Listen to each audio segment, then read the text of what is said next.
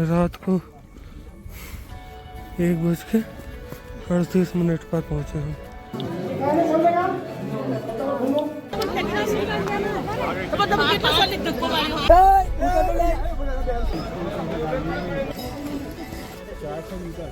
और आगे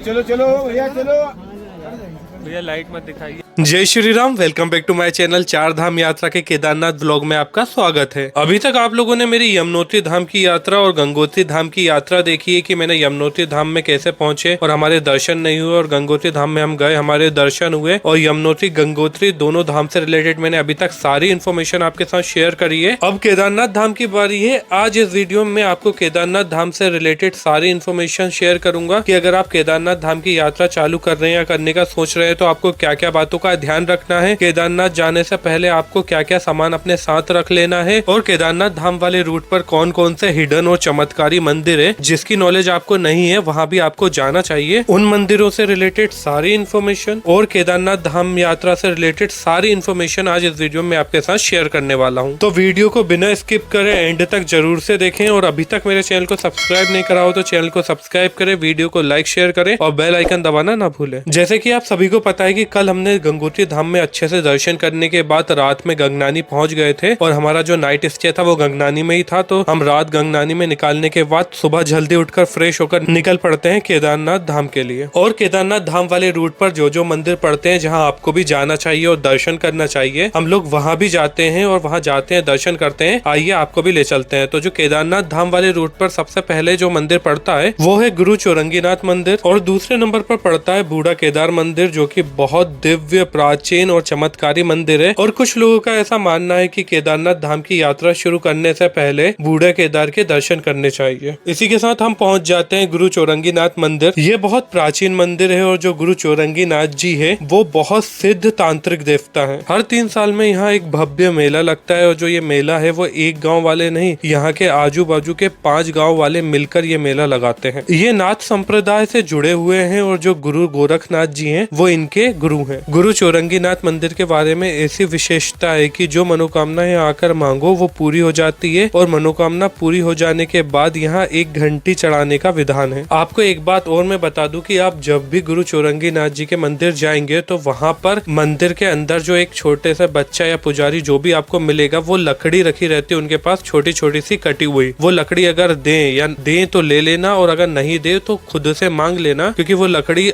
आप ले लेते हैं वहां से, और वो लकड़ी लाकर अपने घर में रख देते हैं। तो आपके घर में बुरी शक्ति, नकारात्मक शक्ति का प्रवेश नहीं होता है, और काला जादू और ये सब जो फालतू की चीजें रहती है और जो बुरी शक्ति रहती है वो कभी भी आपके घर के अंदर प्रवेश नहीं करती है, और कोई आपके ऊपर कुछ कर भी नहीं सकता है। गुरु चौरंगीनाथ जी के दर्शन करने के बाद अब हम निकल जाते हैं मंदिर से, और अब हम जा रहे हैं बूढ़ा केदार मंदिर। उसके बाद फिर हम जाएंगे केदारनाथ धाम। और अगर आपने अभी तक मेरा यमुनोत्री धाम और गंगोत्री धाम वाला व्लॉग नहीं देखा है तो पहले वो जाके देख लीजिए, क्योंकि यमुनोत्री धाम से ही हमने चारों धाम की यात्रा शुरू करी है। तो उसमें सारी इन्फॉर्मेशन है कि 4 धाम की यात्रा शुरू करने से पहले आपको क्या क्या बातों का ध्यान रखना चाहिए, अपना पैकेज कैसे सेलेक्ट करें, और खुद से जा रहे हैं तो कैसे जाएं या ट्रैवलर से आए तो कैसे जाएं। बहुत सारी इन्फॉर्मेशन है जो आपको 4 धाम की यात्रा चालू करने से पहले जाननी जरूरी है। वो सारी मैंने आपको यमुनोत्री धाम और गंगोत्री धाम वाले व्लॉग में प्रोवाइड करी है, वो जाकर भी आप देख सकते हैं, उससे आपको सारी इन्फॉर्मेशन मिल जाएगी। हमें रास्तों में कुछ उत्तराखंड के छोटे छोटे से गाँव और खेत दिखते हैं जिन्हें हम वीडियो में कैप्चर कर लेते हैं, और जिनसे हमें यह समझ में आता है कि हमारे इधर गेहूं और धान कितने आसानी से पैदा हो जाती है, और यहाँ पैदा होने में कितना इनको मुश्किल का सामना करना पड़ता है। जब भी यहाँ पर रोटी और पराठे ये सब बहुत महंगे हैं, क्योंकि हम लोग तो ऐसे बो देते हैं और निकल जाता है, और इन लोग की तो छोटी छोटी सी जमीन है, वो भी पहाड़ों पर कटी हुई जमीन है। मतलब जितना बड़ा अपना कमरा रहता है उतनी बड़ी बड़ी जमीन में ये लोग गेहूं वगैरह लगाते हैं, वो खुद से निकालते हैं। अपने यहाँ हार्वेस्टर से कटती है और ये खुद से निकालते हैं या दामन करते हैं गाय भैंस के सहारे। तो इनको बहुत दिक्कत आती है गेहूं वगैरह पैदा करने में। इसी के साथ हम पहुंच जाते हैं बूढ़े केदार मंदिर।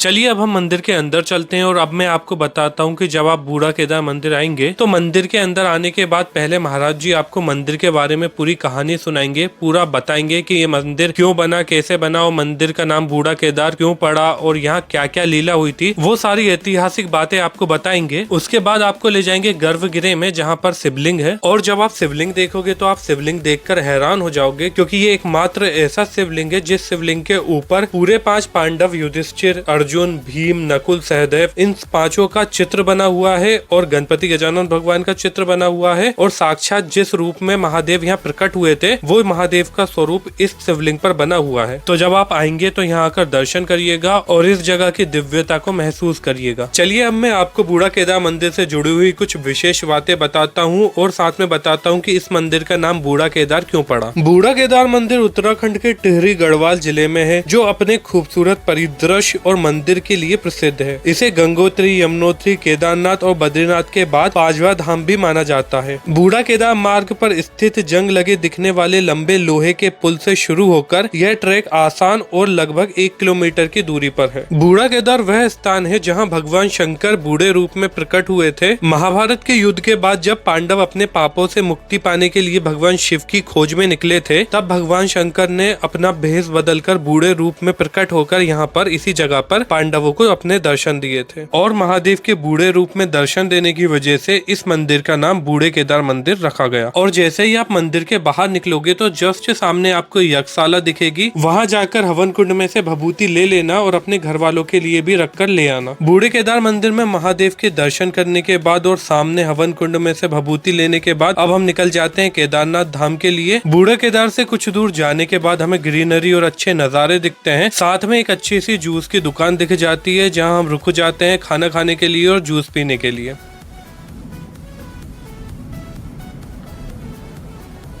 अरे हमारा भी निकाल लेना। आपका ही निकाल रहा हूँ, सबसे पहले आपसे शुरुआत करा। देखो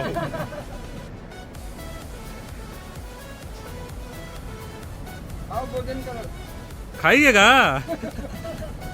हमने जहाँ नाइट स्टे करा था गंग नानी में, वहीं पर मॉर्निंग में सुबह जल्दी उठकर जो हमारे साथ और भी लोग गए थे उन लोगों ने क्या करा था, सुबह जल्दी उठकर पूरा खाना बना लिया था, खुद से ही बना लिया था। एक रेस्टोरेंट में चले गए थे और उधर के लोग इतने अच्छे रहते हैं कि हम लोग को बनाने की परमिशन दे दी थी। इन्होंने अपने हाथ से पूरा खाना बनाया क्योंकि यहाँ का खाना इनको पसंद नहीं आ रहा था, हर जगह का टेस्ट अलग अलग रहता है, इसलिए तो इन लोगों ने उनसे बात करी और जैसे तैसे उनको अपनी बाल्टी में उतारा। वो लोग मान भी गए और इन लोग को परमिशन दे दी। तो ये लोग अपने लिए आलू की सब्जी और पराठे बनाकर लेके आए थे। जैसे कि आपको पता है कि हर जगह का कुछ ना कुछ फेमस होता है, तो इस जगह पर जहाँ हम रुके थे बुरांस रेस्टोरेंट में, यहाँ का ये दोनों जूस बहुत फेमस था। एक था बुरांस का रस और एक था माल्टा का रस। बुरांस एक फ्लावर होता है, ये रेस्टोरेंट के पीछे इनका फार्म है तो खुद की खेती है बुरांस के फूल की और माल्टा की, तो ये उनका होममेड रहता है और ये पूरा इसी का बिजनेस करते हैं। बुरांस का रस और माल्टा का रस बना के बेचते हैं और इनका टेस्ट बहुत प्यारा था। मुझे रेड वाला बहुत अच्छा लगा था, इसलिए मैंने 2 बोतल उसकी ले ली थी। अगर आप लोग आ रहे हैं तो यहाँ रुककर इनका जूस पी सकते हैं और अपना माइंड रिफ्रेश कर अपनी जर्नी को आगे बढ़ा सकते हैं। जूस पीकर हम लोग निकल जाते हैं केदारनाथ धाम के लिए और हमें केदारनाथ पहुंचते पहुंचते हो जाती है रात। एक्चुअली प्रॉपर केदारनाथ नहीं, हम गुप्त काशी पहुंचते हैं रात में, क्योंकि हमारा जो नाइट स्टे रहता है वो गुप्त काशी में रहता है और जो हम केदारनाथ का ट्रैक चालू करेंगे वो कल मॉर्निंग से करेंगे। तो अभी हम रात में पहुंच गए हैं गुप्त काशी में। गुप्त काशी हम जैसे ही पहुंचते हैं तो सबसे पहले हम हमारा होटल ढूंढते हैं, क्योंकि यहाँ लाइन से बहुत सारी होटल थी। होटल मिल जाने के बाद हम हमारे रूम में चले जाते हैं और सोचते हैं कि आज तो बहुत सोएंगे और अच्छे से आराम कर लेंगे, क्योंकि कल सुबह उठकर केदारनाथ की 22 किलोमीटर की ट्रैकिंग करनी है। लेकिन जैसे ही हम रूम में पहुंचते हैं तो हमारा हो जाता है दिमाग खराब और हमें गुस्सा आती है हमारे एजेंट के ऊपर और हमारे पैकेज वाले के ऊपर। अभी आपने वीडियो में मेरे रूम की कंडीशन देखी होगी और बेडशीट की कंडीशन देखी होगी कि रूम कितना गंदा था। रूम में पूरे में सीलन लगी हुई थी और जो बेडशीट थी वो खराब थी, बहुत ज्यादा खराब थी। तो ऐसे में हम आराम बिल्कुल नहीं कर पाते। तो मैंने अपने एजेंट को कॉल लगाया, लेकिन एजेंट ने रात में कॉल रिसीव नहीं किया और फिर हम सोचते हैं कि अब सोने से कोई मतलब नहीं, नींद तो वैसे भी नहीं आने वाली उस जगह पर। तो हम चले जाते हैं नहाने के लिए और नहाकर और कपड़े चेंज कर तैयार होकर रात में ही निकल जाते हैं केदारनाथ धाम की यात्रा करने के लिए। और यहाँ पर सिर्फ मेरा रूम ही खराब नहीं था, हम जितने लोग थे सबको रूम बहुत घटिया दिया था, बहुत खराब रूम था। मतलब वो रूम के नाम पे क्या पता क्या ही था। तो सब लोग ये म्यूचुअल डिसीजन लेते हैं कि अब रात तो रुकना नहीं है, तो सब लोग नहा के फिर सब लोग साथ ही ड्राइवर भैया भैया के पास जाते हैं और उसको पूरी राम कहानी सुनाते हैं और उसको उठाते हैं रात में और फिर निकल जाते हैं केदारनाथ धाम के लिए। हमारे पैकेज वाले ने पैकेज बुकिंग करते टाइम जो होटल के नाम और फोटो बताई थी उनमें से ये एक भी नहीं निकले हैं। जब हम पैकेज बुक कर रहे थे तब होटल बहुत अच्छी थी, कोई 3 स्टार थी, कोई 4 स्टार थी और उसके रूम भी बहुत अच्छे थे, पर जब रियल में हम गए तब हमें ऐसी फैसिलिटी नहीं मिली। इसलिए पैकेज बुक करते समय आप लोग भी ये सारी बातों का ध्यान रखिए और अगर आप लोग 2 लोग से ज्यादा है तो किसी भी ग्रुप वाले के साथ नहीं जाए, किसी पैकेज के थ्रू नहीं जाए। मैंने आपको यमुनोत्री वाले व्लॉग में बता दिया है कि आपको क्या करना है। अगर आपने अभी तक मेरा यमुनोत्री धाम वाला व्लॉग नहीं देखा तो आप जाके देख लीजिए, क्योंकि 4 धाम की यात्रा से जुड़ी हुई सारी चीजें के बारे में मैंने उसमें डिटेल से सब कुछ बताया है। बाकी वीडियो में आप ट्रैफिक देख सकते हैं कि यहाँ पर कितना ट्रैफिक लगा हुआ है। हमें 10 किलोमीटर पहले ही उतार दिया गया था। रास्ते में एक होटल दिखती है तो हम वहाँ आ जाते हैं ब्रेकफास्ट और लंच दोनों करने के लिए, क्योंकि फिर हमें टाइम नहीं मिलेगा। तो यहाँ पर हम ब्रेकफास्ट कर लेते हैं और लंच के लिए 3-4 पराठे पैक करा लेते हैं और निकल पड़ते हैं अपनी यात्रा की तरफ। चलिए अब मैं आपको आपके होटल स्टे का बेस्ट ऑप्शन बता देता हूँ। अगर आप लोग भी केदारनाथ धाम की यात्रा शुरू करने वाले या यात्रा करने का प्लान कर रहे हैं तो मैं आपको बता देता हूँ कि आपको कहाँ रुकना चाहिए। तो देखिए, आप गुप्त काशी तो अपने लिस्ट से हटा ही दीजिए। गुप्त काशी में आप गलती से भी रूम बुक मत करना। आप अपनी होटल बुक करना सीतापुर में या तो गौरीकुंड से पहले ही, गौरीकुंड से 3 किलोमीटर जहाँ से केदारनाथ की चेकिंग पॉइंट रहती है, मैं आपको वीडियो में बताऊंगा आगे, वहाँ आप अपनी होटल बुक करना। वो आपके लिए सबसे बेस्ट ऑप्शन रहेगा। और अभी वीडियो में जितने भी मैं होटल दिखा रहा हूँ और होटल के नाम और नंबर सब लिखे हुए हैं, या तो आप वीडियो को पॉज करके वहाँ से नंबर निकाल सकते हैं, नाम निकाल सकते हैं, या तो मैं डिस्क्रिप्शन में दे दूंगा जितने भी बेस्ट ऑप्शन रहेंगे, तो आप वहाँ से नंबर निकाल कर अपनी ऑनलाइन बुकिंग करा सकते हैं। और अभी तक जितनी भी होटल मैंने वीडियो में दिखाई है वो सीतापुर की है, वो भी आपके लिए बेस्ट ऑप्शन रहेगा। सीतापुर से केदारनाथ की जो चेकिंग पॉइंट रहती है वो 1.5 से 2 किलोमीटर की दूरी पर रहती है और सीतापुर से जो गौरीकुंड का डिस्टेंस है वो 6.5 किलोमीटर का है और जो गुप्त काशी से सोनप्रयाग का डिस्टेंस है वो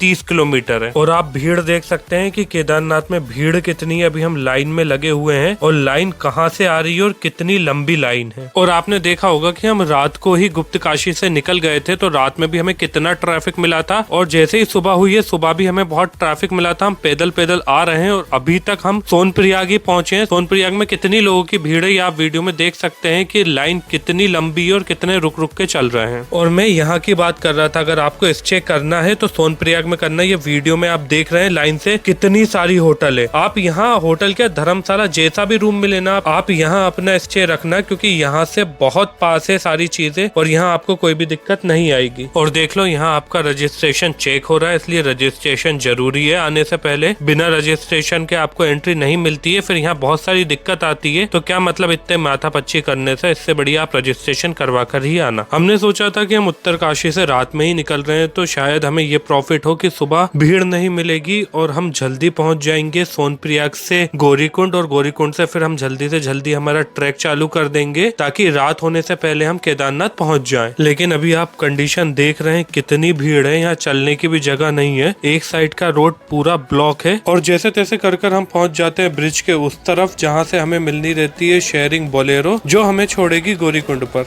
अब ये खाली होगी, इधर जाओ। ओए इधर जाओ।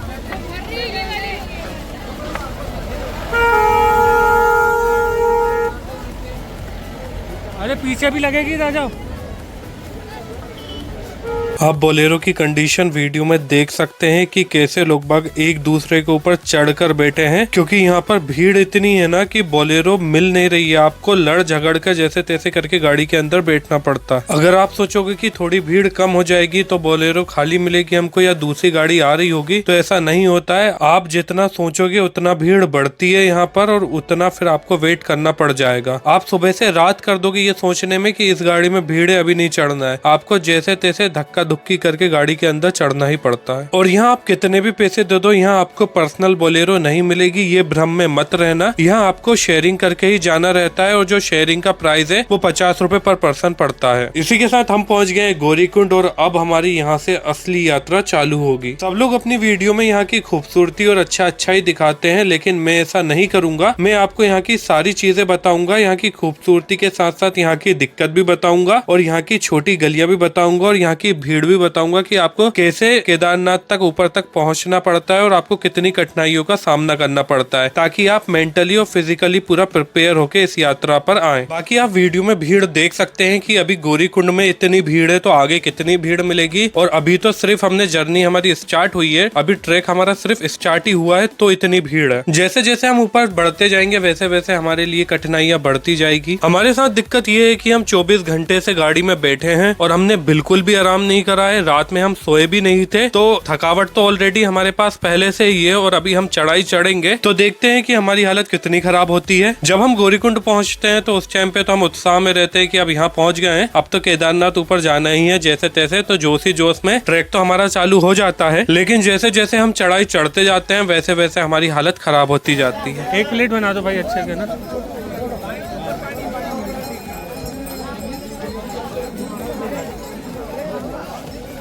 रास्ते में हमें फ्रूट चाट का स्टॉल दिखता है तो हम रुक जाते हैं फ्रूट चाट खाने के लिए और फिर फ्रूट चाट खाकर हम चल देते हैं हमारी यात्रा पर। चलिए अब मैं आपको घोड़ा, पालकी और पिट्टू के रेट बता देता हूँ। देखिए, गौरीकुंड से केदारनाथ मंदिर तक घोड़ा आपको 3 से 3,500 रुपए में पड़ेगा। कभी कभी जब भीड़ ज्यादा रहती है तब रेट बढ़ जाते हैं, ये 4-4,500 तक भी पहुंच जाते हैं। और पालकी आपको गौरीकुंड से केदारनाथ मंदिर तक 8 से 10,000 रुपए में मिल जाएगी। और पिट्टू की बात करें तो पिट्टू आपको पड़ जाएगा 6 से 7,000 रुपए में। और बाकी ये सब डिपेंड करता है कि आप कितनी बार्गेनिंग कर रहे हो, थोड़ा बार्गेनिंग से कम हो जाता है। जब आप केदारनाथ धाम की यात्रा करें तो आपको कुछ बातों का ध्यान रखना चाहिए, जैसे कि जब आप चढ़ाई पे चढ़ोगे या मतलब जब आपका ट्रैक चालू होगा वहीं से आपको स्टेप जो रहते हैं वो छोटे छोटे रखने हैं। लंबे लंबे कदम करके नहीं चलना और तेज तेज मत चलना, वरना आपको बहुत दिक्कत आएगी। एकदम छोटे छोटे से कदम रखना और चींटी की चाल चलना, मतलब एकदम स्लो स्लो चलना, तो आप इजिली ऊपर तक मंदिर तक आराम से पहुंच जाओगे। आप सोचोगे कि मैं तेज चलूंगा या दौड़ूंगा, जो भी करूंगा उसमें आपकी सांस फूल जाएगी और फिर आपको बहुत दिक्कत आएगी, क्योंकि यहाँ टेम्परेचर बहुत कम में रहता है और ठंडी लहर चलती है तो सांस लेने में भी बहुत दिक्कत होती है। यात्रा के दौरान अपने साथ कपूर जरूर से रखकर लेके आएं। यात्रा शुरू करने से पहले कपूर को अपने रुमाल में बांधकर अपने हाथ में बांध लें और हर 5 मिनट में चलते चलते उसको सूंघते रहें। केदारनाथ की यात्रा में आपको कुछ जगहों में शॉर्टकट मिलेंगे जिनका यूज कर आप आगे और जा सकते हैं और वो शॉर्टकट बहुत अच्छे रहते हैं, बेकार नहीं रहते हैं। आप बाकी देख लेना, जो आपको अच्छा लगे आप अपने हिसाब से कर लेना।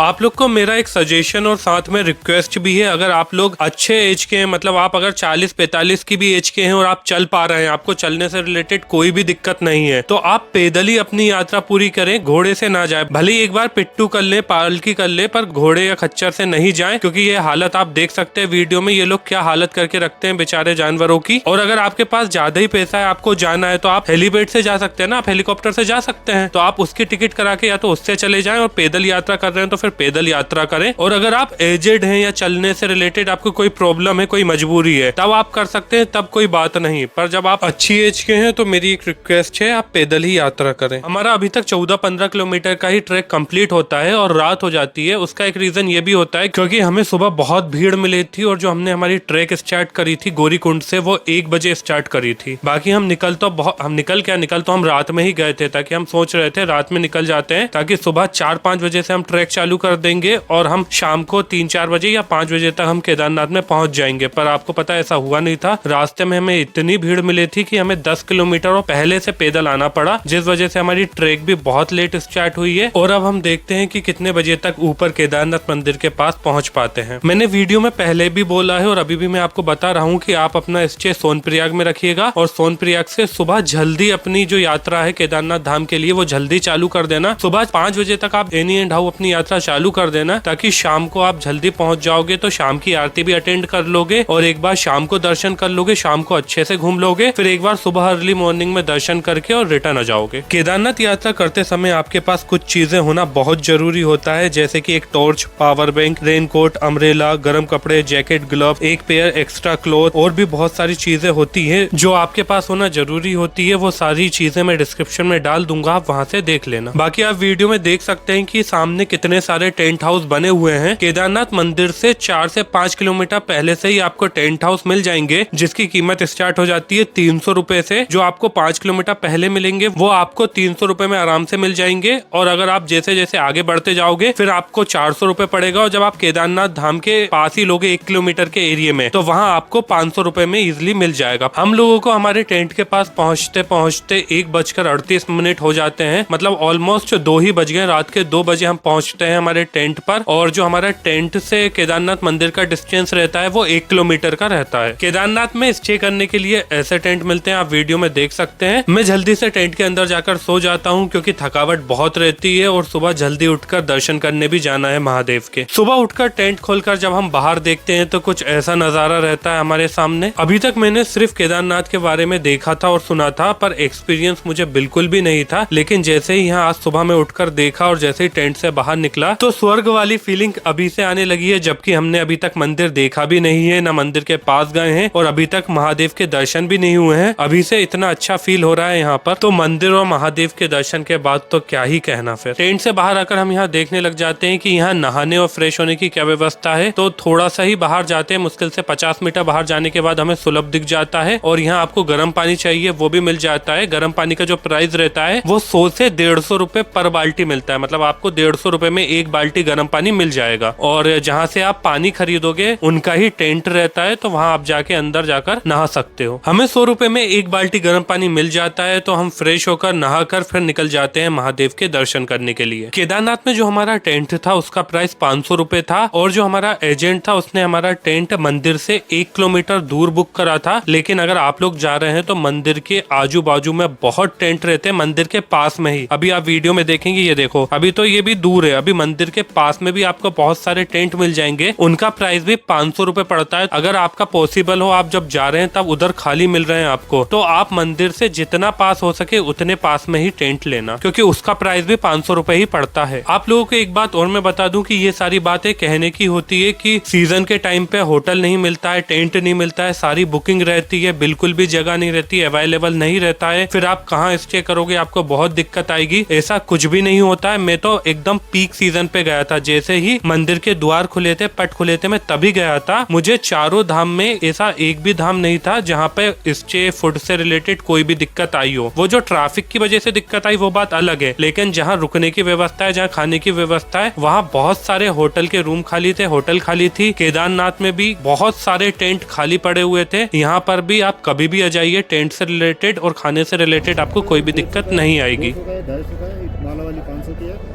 इसमें आपको चंदन माला बेल ये काय का? ये 150। हम लोग प्रसाद खरीदने के लिए रुक जाते हैं और फिर प्रसाद खरीद कर यहाँ से निकल जाते हैं केदारनाथ मंदिर के लिए। मंदिर से पहले हमें मिल जाता है चेकिंग पॉइंट। हाँ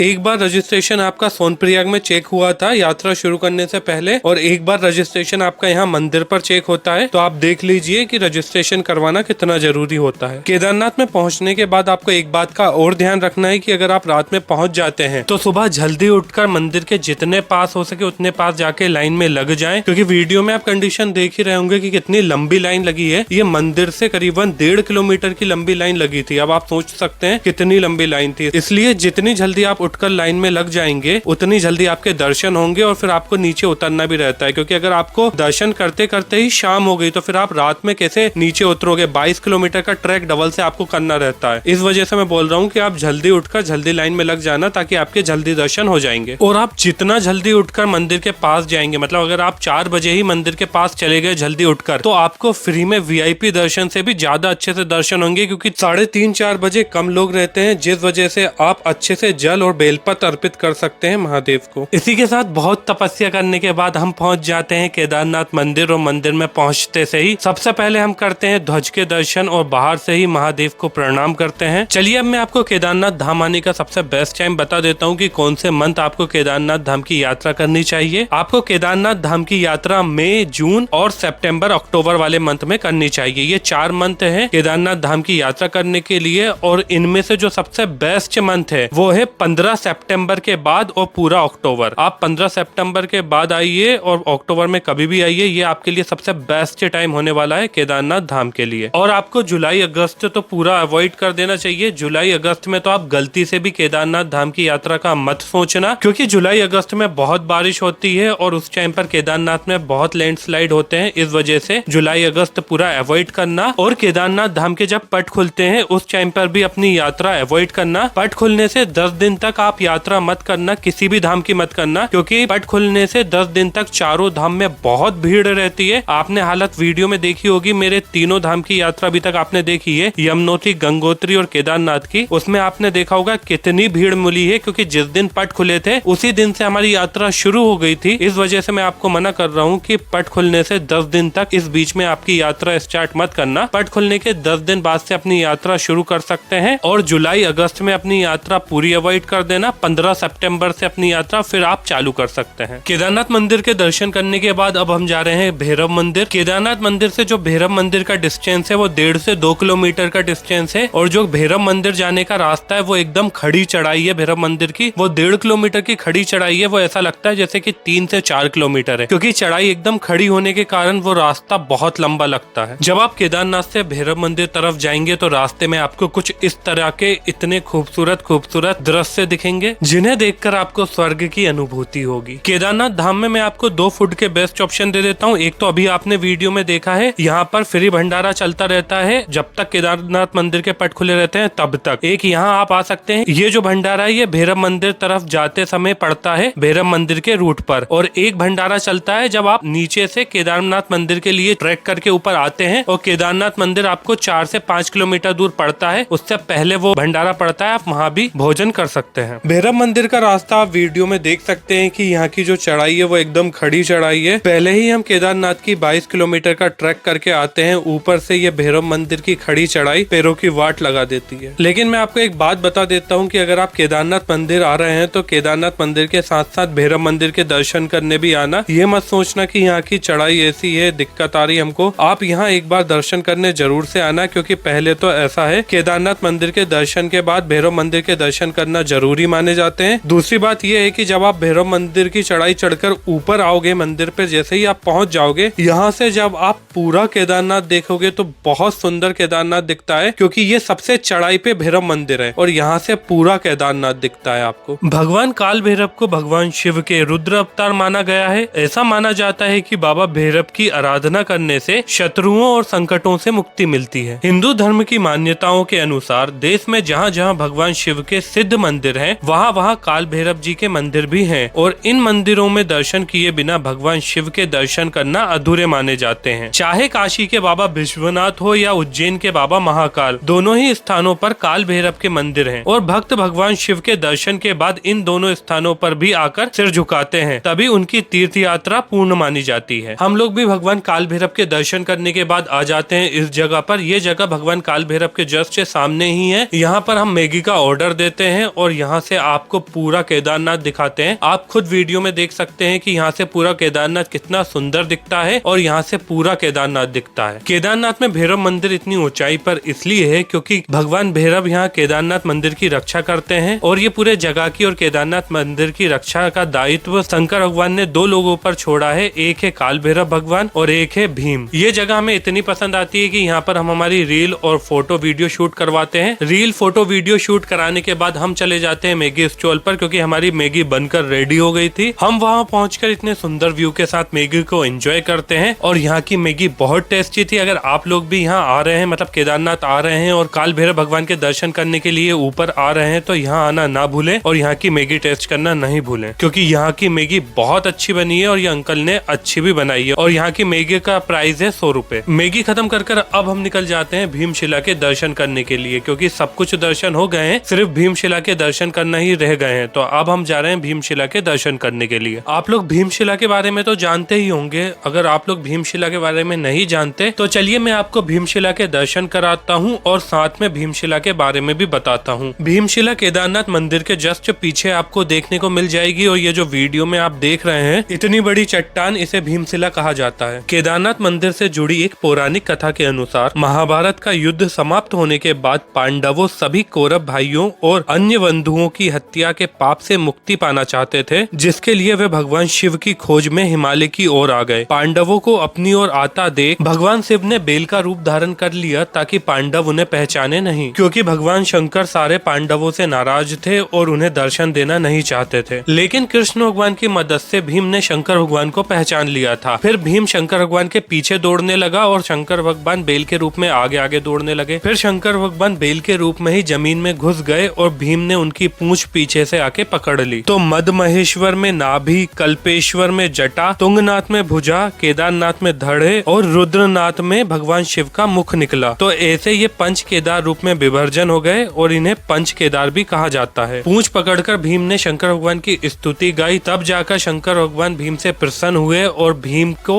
और सारे पांडवों को अपने दर्शन दिए। तब भीम ने शंकर भगवान को वचन दिया था कि आपके इस ज्योतिर्लिंग की रक्षा मैं करूंगा। तो जब 2013 में यहाँ पर बाढ़ आई थी, उस समय पर यह चट्टान बाढ़ के पानी के साथ आई थी, लेकिन यह चट्टान बाबा केदारनाथ मंदिर से कुछ मीटर की दूरी पर ही आकर रुक गई थी और पानी के बहाव को दो तरफ मोड़ दिया था। मतलब पानी मंदिर के दोनों तरफ से निकल रहा था, डायरेक्ट मंदिर में नहीं पड़ रहा था। तब से चमत्कारी चट्टान को भीमशिला कहा जाने लगा, जो धार्मिक स्थल के अस्तित्व की रक्षा के लिए आए थे। और लोगों का मानना भी यही है कि भीम जी इस शिला का रूप धारण कर आए थे और 2013 में मंदिर को बचाया था। भीमशिला के दर्शन करने के बाद अब हम आ जाते हैं केदारनाथ मंदिर के सामने और बाहर से ही महादेव के दर्शन करते हैं और उनसे अनुमति लेते हैं जाने की। टेंट में से हमारा बैग निकालकर और कपड़े चेंज कर अब निकल जाते हैं हम गौरीकुंड के लिए। जिस रोड से हम आए थे उस रोड पर बहुत भीड़ रहती है, तो हम शॉर्टकट मार के उतरने लग जाते हैं। केदारनाथ ट्रैकिंग वाले रूट पर जो सबसे ज्यादा भीड़ रहती है वो रहती है घोड़े, खच्चर और पालकी वालों की। आपको केदारनाथ यात्रा से जुड़ी हुई एक और महत्वपूर्ण बात मैं बता देता हूँ कि जब भी आप केदारनाथ यात्रा करने का सोच रहे हैं तो यात्रा के दौरान अपने साथ ज्यादा सामान ना रखें, फालतू का ज्यादा लगेज लेकर नहीं आए। अपना जो भी लगेज है वो नीचे आप सोनप्रयाग में रख देना। अपने साथ सिर्फ एक छोटा पिट्टू बैग रखना जिसमें रेनकोट, टॉर्च, पावर बैंक, एक पानी की बोतल, थोड़ा सा खाने के लिए कुछ और एक जोड़ी कपड़े जो आप पहनकर मंदिर में जाओगे दर्शन करने के लिए। बस सिर्फ इतना ही सामान लेकर आना अपने साथ। वो वाले रास्ता देखो, वो वाला रास्ता है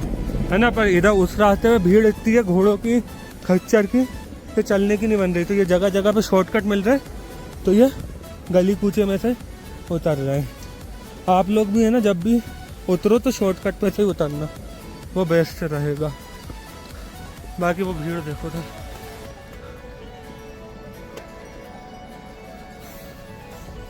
अगर आप लोग केदारनाथ की ट्रैकिंग दिन में कर रहे हैं, दिन में ही चढ़ रहे हैं और दिन में ही उतर रहे हैं, तो ही शॉर्टकट का यूज करना, वरना शॉर्टकट मत लेना, क्योंकि शॉर्टकट बहुत पतले से रहते हैं, आड़ा टेढ़ा रास्ता रहता है और पत्थर बहुत सारे पड़े रहते हैं जिससे फिसलने का डर रहता है। इस वजह से मैं आपको बोल रहा हूँ कि दिन में ही शॉर्टकट का यूज करना, और दिन में शॉर्टकट का यूज करना बहुत सही रहता है। आपका रास्ता आधे से ज्यादा छोटा पड़ जाता है। और जो मैंने लगेज वाली बात आपको बताई थी उस पर ध्यान रखना, जितना मैंने बताया उतना ही लेकर आना, ज्यादा लेकर मत चढ़ना, क्योंकि जितना ज्यादा वजन कैरी करोगे आप उतना ही आपको ट्रैकिंग करने में दिक्कत आएगी, क्योंकि बहुत थक जाते हैं। 22 किलोमीटर आप चढ़ाई चढ़ोगे ना तब आपको समझ में आएगा। इस वजह से मैं बोल रहा हूँ जितना कम हो सके उतना कम सामान अपने साथ रखना। और हमारे साथ उतरते समय यहाँ पर एक हादसा होते हुए बचा है, इसलिए मैं आपसे बोल रहा हूँ जितना हो सके दिन में ही आप उतरना और चढ़ना। जब हम उतर रहे थे तो उतरते उतरते हमें रात हो गई थी, मतलब गौरीकुंड 5 किलोमीटर बचा था और रात हो गई थी। तो करीबन हमने 3-3.5 किलोमीटर का फासला तय कर लिया था और गौरीकुंड 1.5 से 2 किलोमीटर बचा था। और वहीं पर घोड़े, खच्चर, पालकी, पिट्टू वालों की वजह से बहुत खतरनाक जाम लग चुका था और यहाँ पर प्रशासन की भी बहुत बड़ी चूक हो गई थी। आप वीडियो में भीड़ देख सकते हैं, सारे घोड़े खच्चर एक तरफ इकट्ठा हो गए थे, करीबन हजारों की संख्या में घोड़े इकट्ठे हो गए थे। और उनमें से अगर एक घोड़ा भी बिचकता ना तो